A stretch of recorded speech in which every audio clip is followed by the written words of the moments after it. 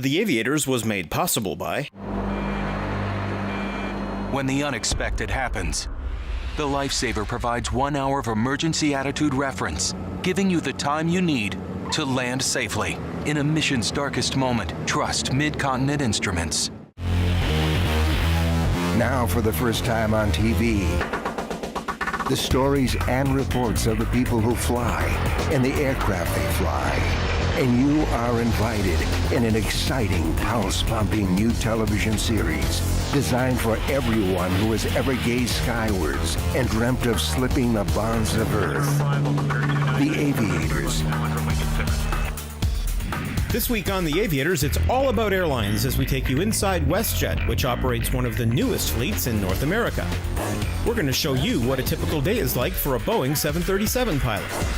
Curtis is heading behind the scenes as we tell you all about airliner maintenance.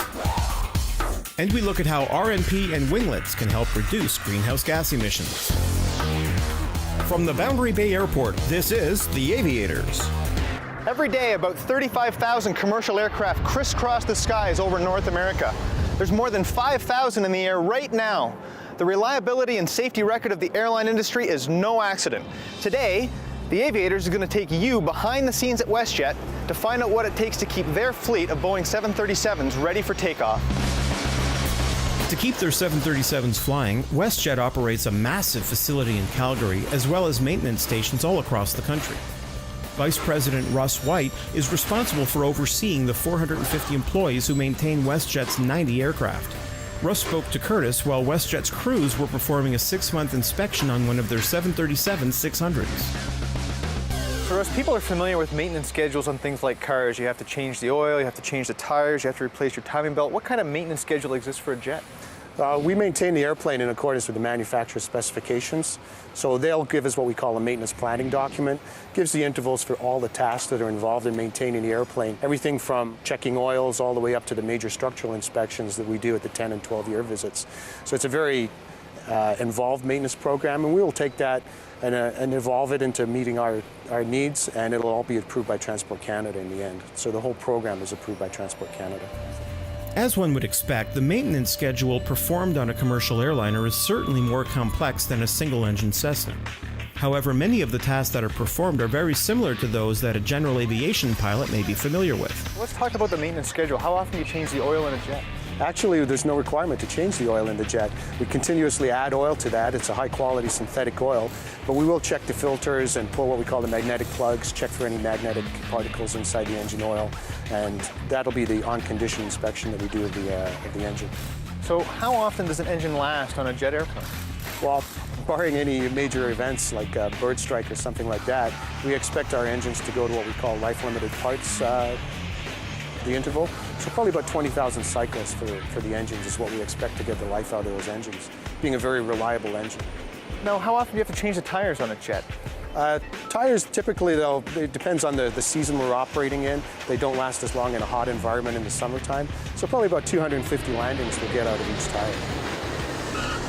For the 6-month check that this 737-600 is undergoing, WestJet has to pull the aircraft out of rotation for 2 days. This allows them to thoroughly clean the aircraft, lubricate any necessary parts, and change any belts and filters. In addition to the 6-month check, a week-long structural inspection of the aircraft takes place every 2 years. Otherwise, the majority of the maintenance on the aircraft is done at night. Now, most of your aircraft are out on revenue flights during the day, so I imagine this place is hopping at night. What would we see if we came here late at night? Well, late at night, you'd see more than one airplane in the hangar. Airplanes make money out on the line. So probably about 14 airplanes here. Some would be up at the ramp, some would be in the other 2 bays we have here in Calgary, and we'd be doing what we call phase checks on those airplanes, or engine inspections that come due as well. So the guys are phasing that maintenance into overnight tasks, and we don't have to take the airplane out of service for extended periods of time. So one of the things that I guess must happen is that your aircraft fly back and forth across the continent all the time. There's got to be unscheduled things that happen. How do you manage that as an airline? All airplanes are constantly in contact with what we call our maintenance control center, which is staffed 24 hours a day, 7 days a week. So if there's a problem on the airplane, we'll have guys all across Canada who are available to go out and fix that airplane, depending upon what the snag is. So what kind of things happen in the course of a day? It can be anything. I mean, there's so many systems on the airplane. It can anything. The guys can be called out to change a guest seatbelt, anything to a tire change, a brake change, or any snag that the pilot may discover in the operation of the airplane during the day. Occasionally, the pilots can find potential snags during the walk-around inspection or while inspecting the cabin. Today, Raylene completed her walk-around without finding any problems, and she moves quickly inside to help prepare the cabin for departure. On WestJet flights, the captain and first officer are responsible for every aspect of the aircraft. This means they take part in grooming the cabin and actually check the seatbelts. After completing the cabin check, Raylene heads to the cockpit where she completes a pre-flight checklist with the captain. Once this is complete, she enters the current conditions into the aircraft's ACARS, or Aircraft Communication Addressing and Reporting System. Well, I'm just going to enter in the information here. We have the ACAR takeoff conditions, so we're going to put that in right now in terms of what we have for the runway conditions, wet runway, the winds. I'm going to send it off, and it comes back incredibly fast. As I was saying before, it used to be all me when I was flying VFR. Now, part of the team. We send this off, they calculate it for us, and let us know what numbers are going to work. This flight is the beginning of a pairing with this pilot for Raylene.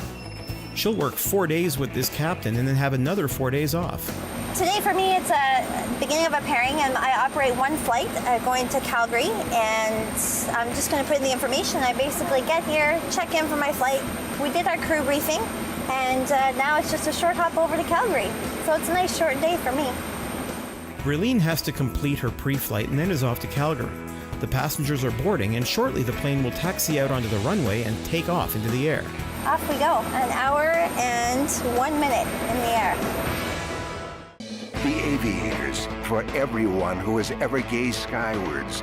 For more information on today's segments, visit www.theaviators.tv.